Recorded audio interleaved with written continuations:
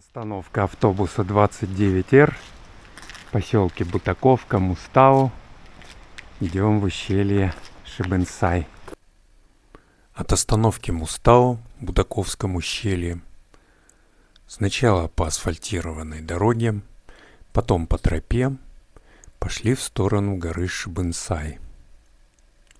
Не доходя до Шибенсая, на развилке свернули налево в сторону хребта.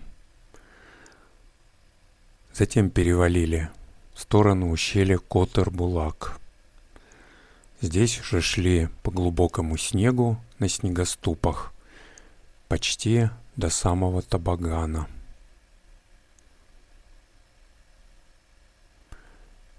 Прошли Табаган и закончили поход в селе Бескайнар.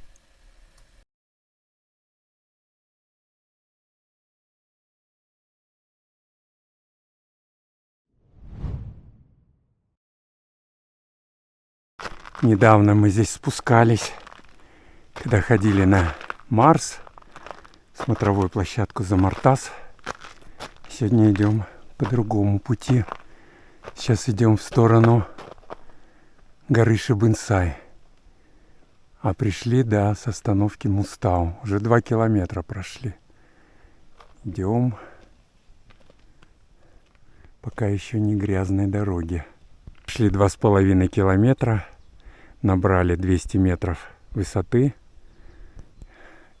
Видна смотровая площадка Замартас и спуск.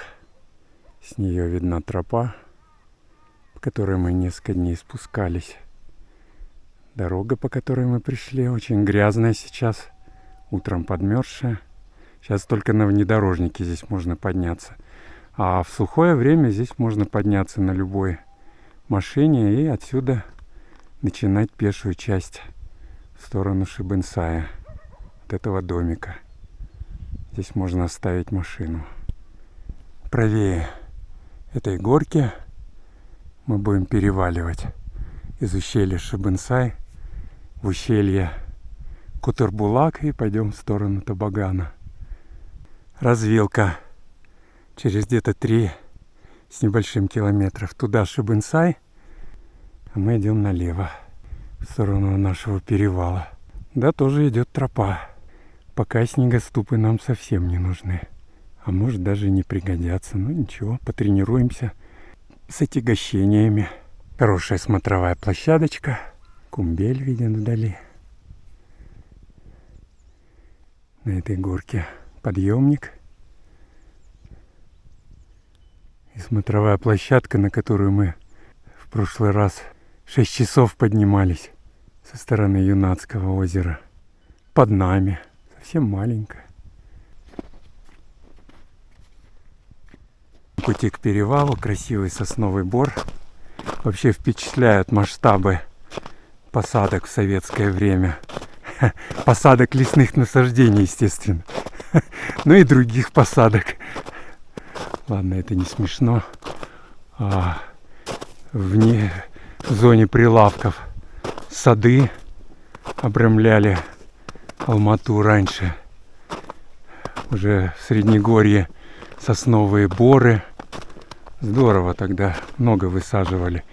Ну, наверное, вырубали, но и замещали хорошо. Ровно за 2 часа, пройдя 4,2 километра, поднявшись на высоту 1770 метров, поднялись на гребень. Внизу видно ущелье Котор-Булак. Вон оно. А тропа сейчас пойдет влево. Сразу вниз не будет спускаться. Здесь очень круто. Здесь очень живописные места. В любое, наверное, время года. Красиво очень. Сейчас очень много снега, но тропа идет. Будем надеяться, до конца будет идти. Спускаемся с хребта. Это сам хребет. Город.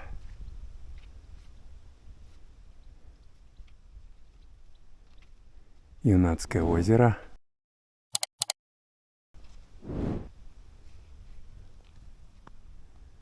А мы продолжаем наш спуск по тропе, которую натоптали лошадки. Спасибо им. Человеческих следов нету, только лошадиные. Продолжаем спуск. Тропа, которую протоптали кони, идет по тому гребню.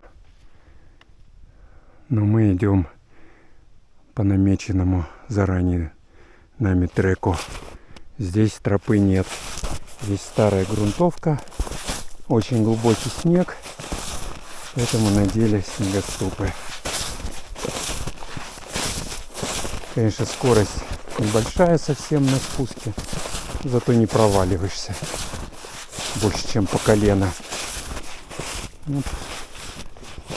Спуск. Уже выполаживание идет. Кругом березки. Хорошо здесь. Никого, тишина.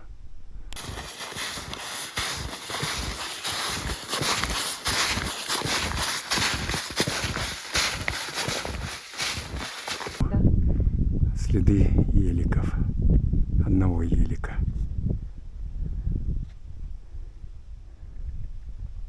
Тишина. Весна. Прошли уже почти 6 километров.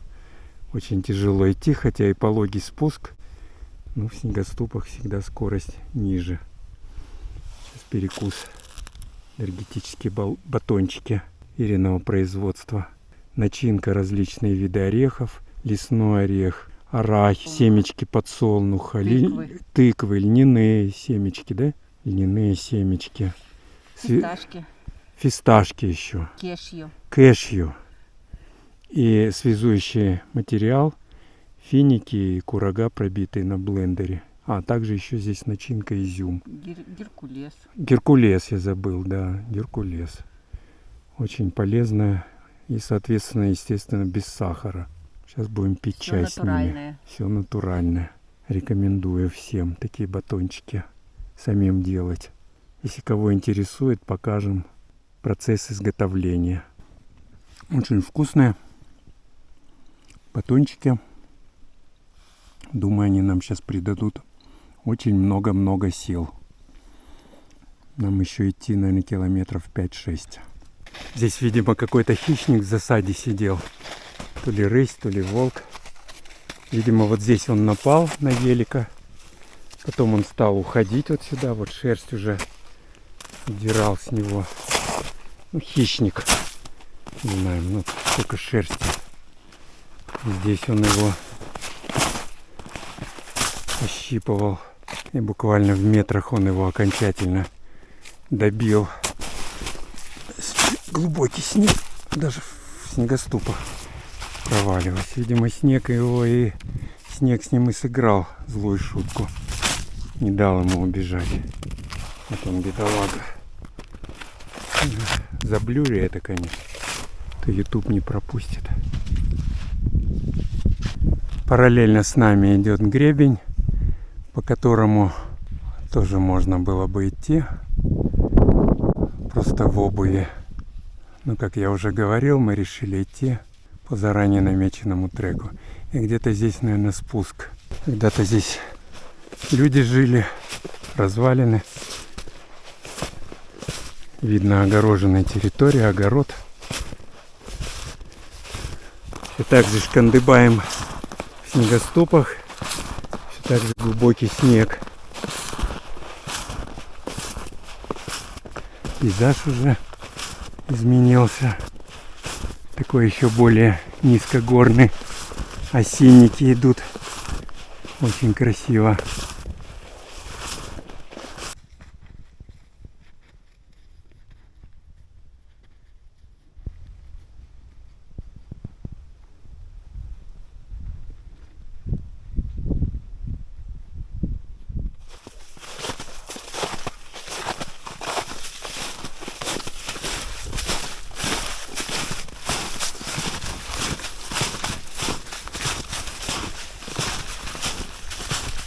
Гора Шибенсай. Внушительно отсюда смотрится. С той дальней гряды мы начали свой спуск в Котор-Булак. Да, много мы прошли, всю дорогу в снегоступах. Снег очень глубокий, но получили массу удовольствия. Особенно, когда идешь по более плоскому рельефу, там в них вообще приятно идти. Спустились оттуда на широкую поляну. Здесь есть несколько вариантов выхода в ту сторону, в эту. Мы идем прямо вверх к Табагану. Идем в сторону Табагана. Здесь идем вверх, но идти не тяжело. Очень пологий подъем. Снег уже не такой глубокий. Сейчас подыскиваем себе местечко для обеда. Сняли наши снегоступы, которые нам уже порядком надоели. Мы столько не ходили в них. Пришлось несколько раз форсировать этот ручей в снегоступах. Оказывается, вполне реально. Здесь уже начинается снежно-грязевая тропа. Скоро выйдем к Табагану и будем обедать. Вышли на дорогу. И так обрадовались. Хорошенько так подустали. Тяжело идти. Мы откуда-то оттуда спускались. Это гора Шибенсай. И мы также ходили в Табаган. Вон из того распадка левее Шибенсай. Вот так. Долго же мы шли. И наконец-то обед. Очень-очень долгожданный. Курочка-гриль. Брускетта с творожным сыром. И вялеными помидорами. Вялеными помидорами. Бутерброды с сыром. И к чаю у нас булочки синнабоны. Место не очень для обеда, но зато вид очень шикарный. С видом на гору Шибенсай и так далее. Приятного аппетита. Подходим к Табагану. Не знаю, он работает, нет, но людские голоса слышны. По трассе никто не катается, по-моему. Там подъемник. Сама трасса. Мне кажется, он не работает. Все, мы в Табагане. Уже там, где корпуса. Ничего не работает. Какие-то люди приезжают здесь. Зачем они приезжают на санкцию? Главная надпись выцветшая. Табаган возвращается. Да, он возвращается. Идем в Бескайнар. Аул Бескайнар. Сейчас в него спустимся. Зайдем в центр. Выйдем в центр. И там или на автобусе, или на такси поедем домой. В Алматы. Прошли 11,2 километра с набором высоты 700 метров. Казалось бы, совсем немного, но глубокий снег сильно затруднил передвижение и отнял немало сил. Благо мы шли в снегоступах. В бесснежное время этот трек очень простой и приятный. Сейчас же ходить здесь нелегко. Но самое главное, когда в этот период в горах очень лавинно опасно, на этом маршруте лавинная опасность невысокая, так как склоны пологие, не крутые и покрыты лесом.